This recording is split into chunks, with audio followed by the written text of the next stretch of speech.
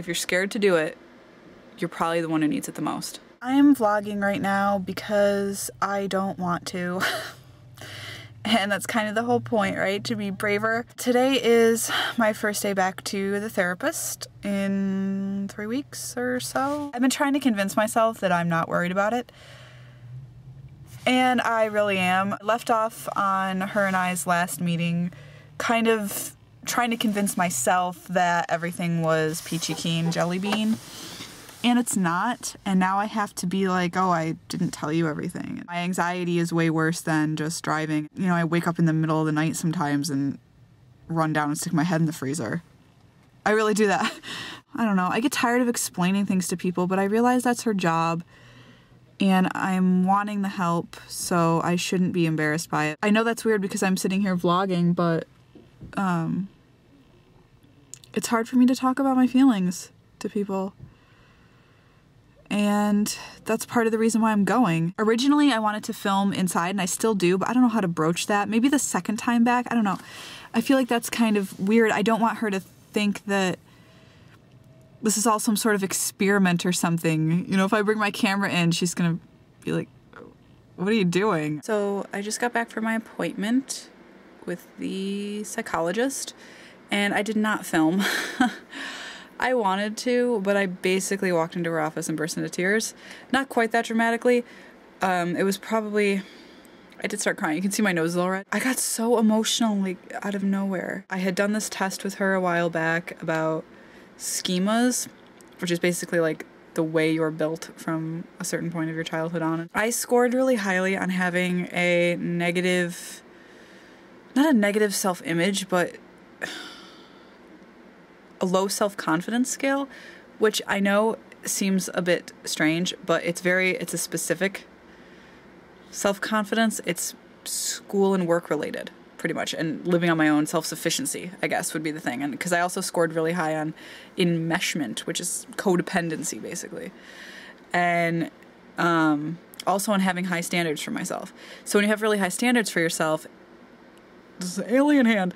When you have really high standards for yourself and at the same time you don't think you're good enough for anything creatively or job-wise or whatever, those two things really contradict each other and make it really hard to function because you're at war with yourself all the time, basically, and then the anxiety kicks in and you're completely irrational. I'm really confident in myself as a person. It's just certain things I don't know. It's very hard to explain. I'm not doing a very good job of it. We're figuring out where that comes from and how to fix it right now. She gave me a schema diary.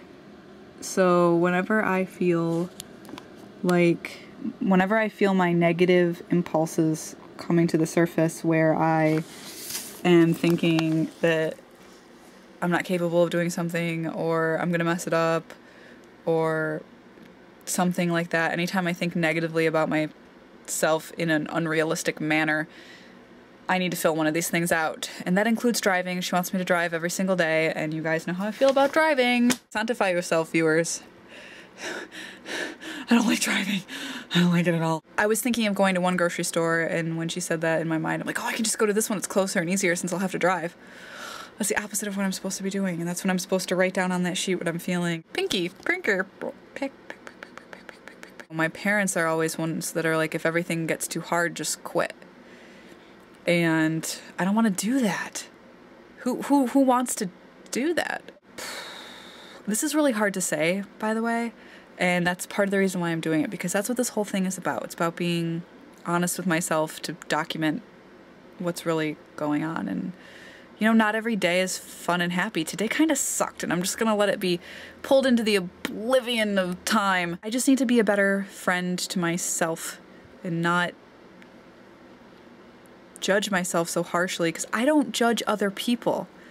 And I know that people aren't judging me, but I put my self-perceptions onto other people, and I don't know why I do that. I don't feel confident in feeling okay. I've been through therapy before and things, but you know, each time it's like it's new. It's really good. I'm trying to prepare for going back to Vancouver, and in so many ways I feel so ready, and I know I'm ready, but I just have to get over this mental hurdle of knocking myself down and punching myself in the face. It feels good to do something for yourself, and it's It's the adult thing to do, to go and be like, I need help.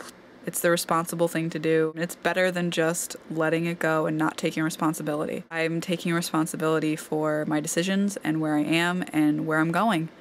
And there's a power in that once you really start taking steps, not just talking about it.